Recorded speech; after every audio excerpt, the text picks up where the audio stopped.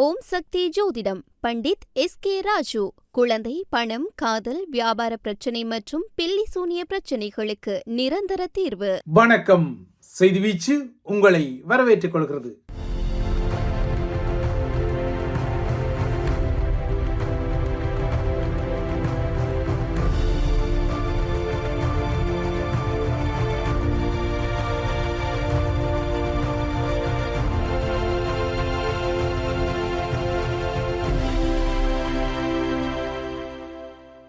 ஸ்ரீலங்கா சிறைகளில் அசாதாரணமாக கடந்த 24 மணித்தியாலங்களில் 3 சிறைகளில் அடுத்தடுத்து மாபியாக்களின் ஒருங்கிணைப்பில் பெரும் வன்முறைகள் இடம்பெற்ற நிலையில் கைதிகள் பலர் அடித்து கொல்லப்பட்ட நிலையில் தொடர்ந்தும் ஸ்ரீலங்கா சிறைகள் டைம் பொம் வெடிப்பு நிலையில் உள்ள பின்னணியில் இந்த விடயங்கள் மற்றும் உலக விடயங்கள் தமிழக விடயங்களை தாங்கி வருகிறது செய்தி வீச்சு.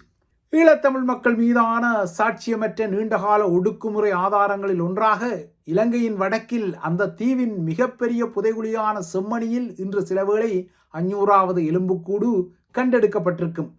ஏனெனில் நேற்றுவரை இந்த இடத்தில் இதுவரை 499 எலும்புக்கூட்டு தொகுதிகள் கண்டுபிடிக்கப்பட்ட நிலையில் இன்று அந்த இடத்தில் ஒரு எலும்புக்கூட்டு தொகுதி கண்டுபிடிக்கப்பட்டால் அந்த எண்ணிக்கை 500ஐ தாண்டும் என்பது ஒரு துன்பியல் ஊகம், ஒரு அல்கோரிதத்தின் அடிப்படையிலான எழுமாற்று நிகழ்தகவு என்பதை மறுத்து கொள்ள முடியாது.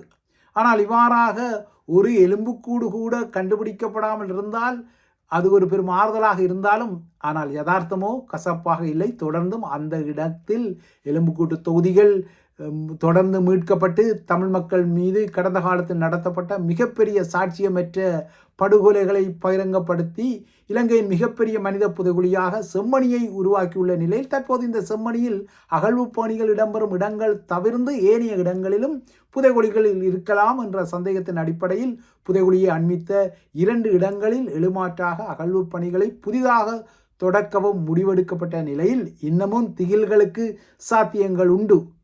இந்த நிலையில் செம்மணி போன்ற இவ்வாறான குரூர விதைகளின் தாக்கம் இப்போது தென்னிலங்கையையும் திருப்பி தாக்க தலைப்படுகின்றது. இந்த தமிழ் மக்கள் மீதான இந்த குரூர விதைகளின் விருட்சம் இப்போது தென்னிலங்கையிலும் வளர்ந்து தென்னிலங்கையில் ஆட்சிக்குறைவில் உள்ள சிஸ்டம் சேஞ்ச் அரசாங்கத்திற்கும் நானாவித முனைகளில் குடைச்சல் கொடுக்கின்றது.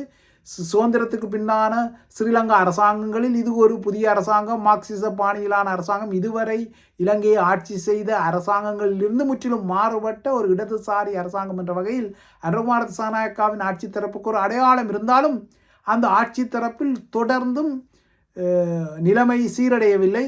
குறிப்பாக ஸ்ரீலங்கா சிறைகளில் ஒரு பெரும் டைம் பொம் வெடிப்பு நிலையை இந்த ஆட்சி எதிர்நோக்குகின்றது. அதற்கு ஆதாரமாக கடந்த சில வாரங்களில் ஸ்ரீலங்கா சிறைகளில் அடுத்தடுத்து இடம்பெறும் பெரும் வன்முறைகள், பெரும் உயிர் பலிகள், சிறைச்சாலைகள் சேதப்படுத்தும் சம்பவங்கள் தொடர்கின்றன. இப்போது கடந்த 24 மணி நேரத்தில் ஒரு ஒருங்கிணைக்கப்பட்ட தாக்குதலாக 3 சிறைச்சாலைகளில் பெரும் கலவரங்கள் வெடித்துள்ளன.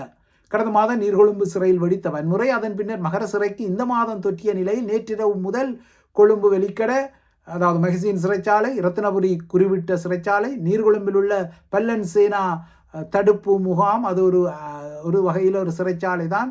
இந்த 3 இடங்களிலும் கலவரங்கள் வெடித்துள்ளன. சில கைதிகள் பலியாகி உள்ளார்கள்.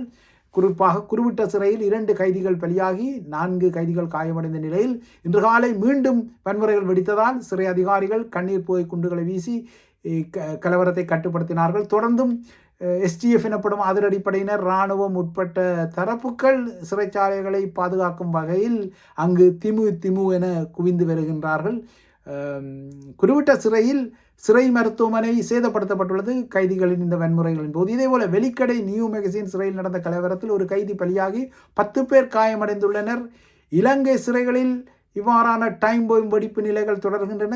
இதே போலதான் நீர்கொழும்பு பல்லன்சேன சிறையிலும் இன்று காலை புதிய வன்முறைகள் வெடித்தன.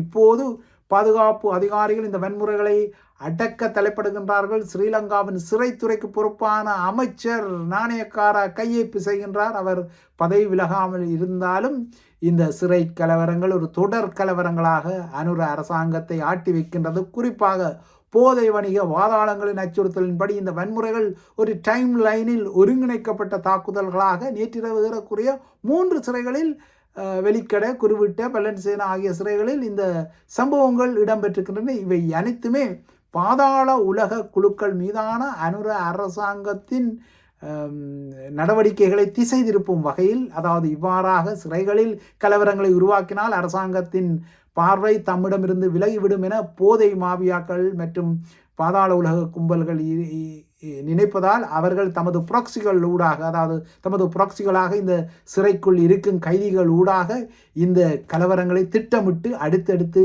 நடத்தி வருவது அரசாங்கத்திற்கு மிகப்பெரிய சவாலாக வருகின்றது. அந்த வகையில் வெலிக்கடை சிறை கலவரம் ஒரு முக்கியமான கலவரமாக இருக்கின்றது. வெலிக்கடை சிறையை பொறுத்தவரை ஈவாட் என்ற பகுதியில் இருந்த கைதிகளில் 40 பேர் கொண்ட குழுதான் நேற்றிரவு திடீரென தமது கூண்டுகளிலிருந்து வெளியேறி வன்முறைகளை ஆரம்பித்துள்ளன. இதில் 11 கைதிகள் காயமடைந்தனர், ஒருவர் பலியானார். இது ஏற்கனவே குறிப்பிட்ட விடயம். இந்த கலவரத்தை தொடர்ந்து அனைத்து சிறைகளிலும் ஏற்கனவே கூறப்பட்டது போல சிறப்பு அதிரடிப்படையினர், அதாவது STF, இராணுவம், காவல்துறை ஆகியன சிறைக்கு உள்ளேயும் வெளியேயும் நிலைநிறுத்தப்பட்டார்கள். சிறைகள் தொடர்ந்தும் கட்டுப்பாட்டுக்குள் கொண்டு வரப்படுவதற்கு அரசாங்கம் கடுமையாக முயற்சி செய்கின்றது. கைதிகளை கட்டுப்படுத்தும் போதை மாபியாவின் 2 பிரிவினருக்கு இடையிலான மோதலே இந்த சிறை கலவரங்களுக்கு காரணமாக இருப்பதாக கூறப்படுகின்றது. நிலைமை பெரிதாக வெடிக்கப் போவதை அறிந்த பாதுகாப்பு தரப்பு ஒரு எச்சரிக்கை நிலையில் இருந்தாலும் சிறை கலவரங்களை அதனால் தடுக்க முடியவில்லை. இதனால் கடந்த 24 மணி நேரத்தில் 3 கைதிகள் பலியாகி உள்ளார்கள். இப்போது சகல சிறைகளுக்குள்ளேயும் வெளியேயும் சுற்றுப்பகுதிகளிலும் பாதுகாப்பு பலப்படுத்தப்பட்டுள்ளது. இந்த நிலவரம் தமிழர் தாயக பகுதிகளில் உள்ள யாழ்ப்பாணம், வவுனியா, மட்டக்களப்பு போன்ற சிறைச்சாலைகளுக்கும் ஒரு பதற்ற நிலைமையாக தொடர்கின்றது. ஏனென்றால் ஏற்கனவே இந்த ஸ்ரீலங்கா சிறைச்சாலைகளில் இடம்பெற்ற கலவரங்களில் கைதிகள் மாற்றப்பட்ட போது அவர்களில் பலர் மட்டக்களப்பு சிறைக்கும், யாழ்ப்பாண சிறைக்கும், வவுனியா சிறைக்கும் மாற்றப்பட்டார்கள். எனவே அங்கும் இந்த ஊதிப்பெருப்பு நிலை இருக்கின்றது. குறிப்பாக குளவிக்கூட்டை கலைத்தது போல தென்னிலங்கை சிறைகளில் இருந்த தாதா கைதிகளை இப்போது அனுர அரசாங்கமே இந்த சிறை கலவரங்களுக்கு பின்னர் ஏனைய சிறைகளுக்கும் விரவி இருக்கின்றது. ஆகையால் இவ்வாறான ஒரு சூட்சுமம் நடக்க வேண்டும் என்பதற்காகத்தானா தென்னிலங்கை சிறைகளில் பாதாள உலக குழுக்கள் ஒரு திட்டமிட்ட வன்முறைகளை செய்கின்றனவா என்ற ஐயங்கள் எல்லாம் இருக்கின்றன. இதேவேளை வெலிக்கடை மெகசின் சிறையில் உள்ள ஒரு பிரத்யோக பகுதியாக உள்ள ஈவாட்டில் தான் தமிழ் அரசியல் கைதிகளும் தடுத்து வைக்கப்பட்டுள்ளனர். நேற்றிரவு குழப்பங்களில் தமிழ் அரசியல் கைதிகள் அச்சுறுத்தப்பட்டனரா என்பது தெரியவில்லை. இந்த ஈவாட்டும் தற்போது ஒரு கடுமையான நெரிசல் பகுதியாக உள்ள நிலையில் அங்கு தங்க வைக்கக்கூடிய கைதிகளை விட 2 மடங்குக்கும் அதிகமான கைதிகள் குறைந்த காற்றோட்ட வசதியுடன் அங்கு படுக்கை வசதிகள் அற்ற வகையில் இருப்பதால் இந்த நிலைமைகள் எல்லாம் சிறைச்சாலைகளை டைம் போம் நிலைக்கு மாற்றுகின்றன. வெலிக்கடை மாத்திரமல்ல, அனைத்து சிறைச்சாலைகளிலும் இந்த இட நெருக்கடி இருக்கின்றது. இவ்வாறான சிறை நெருக்கடிகளை, இந்த டைம் போம் வெடிப்பு நிலையை அடிக்கடி எதிர்கொள்ளும் ஆட்சி தரப்பு இப்போது வெளியில் இருந்து சிறைகளை இயக்கிக் கொள்ளும் போதை கிங்பின்கள் மற்றும் அண்டர்வேல்ட் கேங்குகளை தூக்கினால், அதாவது அந்த கேங் தலைகளை தூக்கினால்தான் அவர்களால் ஆட்டுவிக்கப்படும் உள்ளூர் அதிர்வுகள் குறையும் என்பதால் கஞ்சிபானி இம்ரான் போன்ற தலைகளை பிடிக்க இப்போது மலேசியாவுக்கு ஸ்ரீலங்காவின் சிறப்பு சிஐடி குழு சென்றிருக்கின்றது. இந்த சிஐடி குழு இன்டர்போல் எனப்படும் அனைத்துலக காவல்துறையின் உதவியுடன் முகமது நஜீப் முகமது இம்ரான் எனப்படும் கஞ்சிபானி இம்ரானை தூக்க மலேசிய காவல்துறையுடன் மலேசியாவில் ஒரு ஜாயிண்ட் ஆபரேஷன், இல்லை என்றால் ஒரு கூட்டு சல்லடை நடவடிக்கையை தொடர்ந்து நடத்தி வருகின்றது. இலங்கையிலிருந்து தப்பியோடிய கஞ்சிபானி இம்ரான் இந்த தப்பியோடலு கூட ஸ்ரீலங்காவின் பாதுகாப்பு உயர் தலைகளெல்லாம் உதவி வழங்கியதான கதைகளெல்லாம் அரசல் புரசலாக இருக்கின்றன. தற்போது மலேசியாவிலிருந்து இலங்கையில் போதைப் பொருட்கடத்தல் மற்றும் இந்த சிறை வன்முறைகள் மற்றும் பாதாள உலக வன்முறைகளை ஆட்டுவிப்பதாக கருதப்படும் நிலையில் இன்டர்போலின் ரெட் நோட்டீஸ் பட்டியலில் உள்ள இவரை தூக்க இப்போது மலேசியாவில் ஒரு கூட்டு நடவடிக்கையை ஸ்ரீலங்கா சிஐடியினரும் மலேசிய காவல்துறையினரும் நடத்தி வருகின்றார்கள். ஆனால் இது ஒரு டம் அண்ட் ஜெரி ஆட்டமாக, அதாவது கஞ்சிபானி இம்ரான் எங்கு இருக்கின்றார் என கருதி அந்த இடங்களுக்கு ஸ்ரீலங்கா சிஐடியினரும் மலேசிய சிஐடியினரும் செல்லும் போது அந்த தகவலை ஏற்கனவே பெற்ற கஞ்சிபானி இம்ரான் அந்த இடத்திலிருந்து நழுவி செல்வதாகவும், இதனால் மலேசிய போலீஸுடன் ஒரு டம் அண்ட் ஜெரி ஆட்டத்தை கஞ்சிபானி இம்ரான் நடத்துவதாகவும், இந்த டம் அண்ட் ஜெரி ஆட்டத்திற்குள் ஸ்ரீலங்கா சிஐடி குழுவும் இணைந்துள்ளதாகவும் தெரிகின்றது. தொடர்ந்தும் கஞ்சிபானி இம்ரான் மலேசியாவில் உள்ளூரில் எஸ்கேப் ஆகிவிடுவதால் இந்த துரத்தல்கள் தொடர்கின்றன. கஞ்சிபானி இம்ரான் தூக்கப்பட்டால் அது உலகளாவிய ஒரு போதைப்பொருள் கடத்தல் குற்ற வலையமைப்பை சரிக்கும், இல்லையென்றால் குலைக்கும் என்பதால் இன்டர்போலும் இந்த ஆபரேஷனில் தீவிரப்பட்டு நிற்பதாக தெரிகின்றது.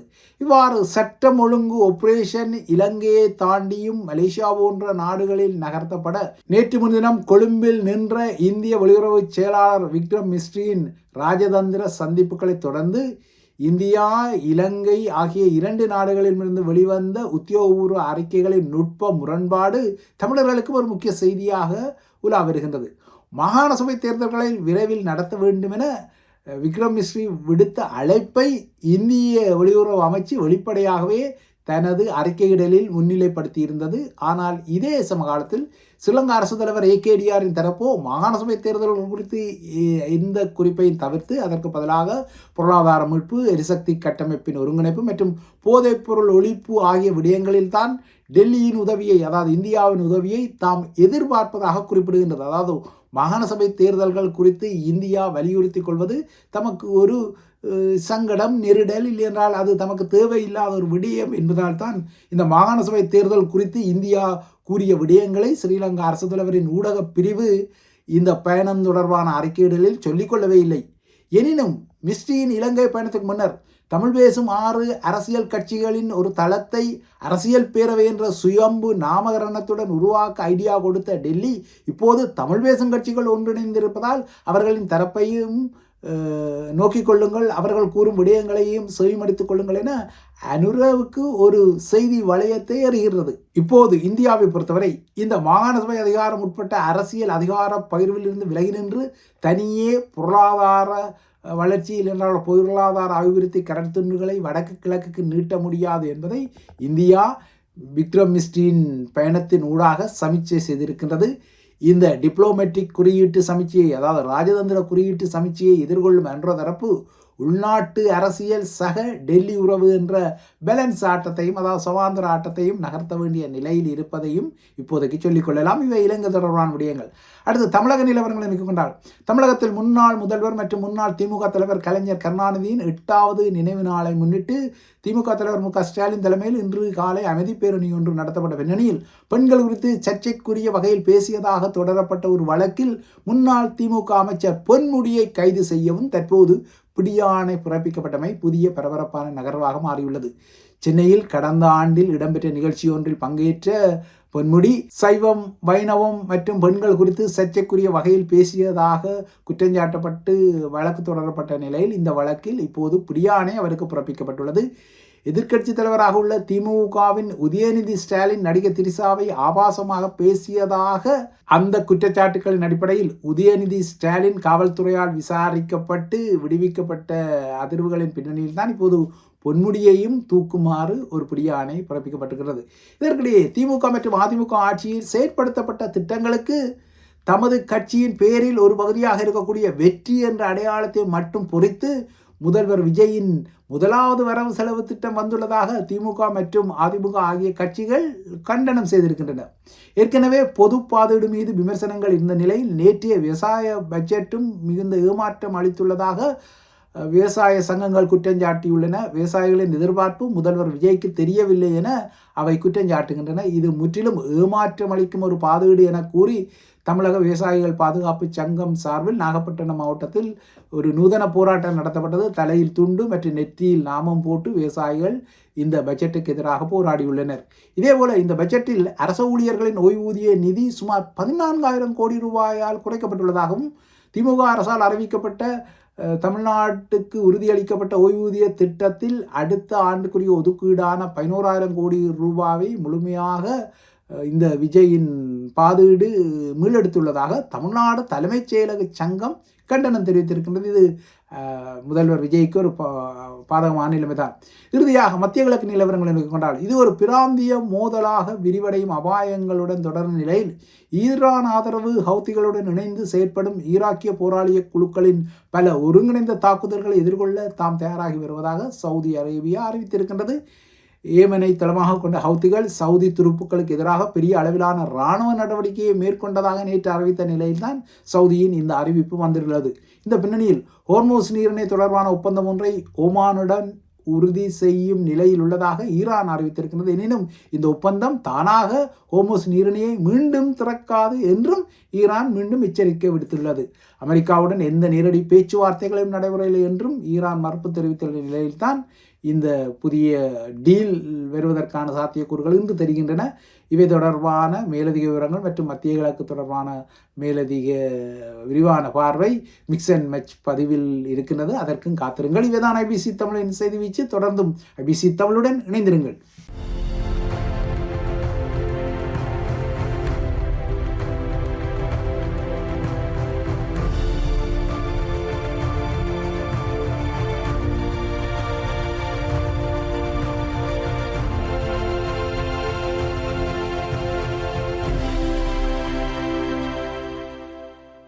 ஓம் சக்தி ஜோதிடம் பண்டித் எஸ்.கே. ராஜு. குழந்தை, பணம், காதல், வியாபார பிரச்சனை மற்றும் பில்லி சூனிய பிரச்சனைகளுக்கு நிரந்தர தீர்வு.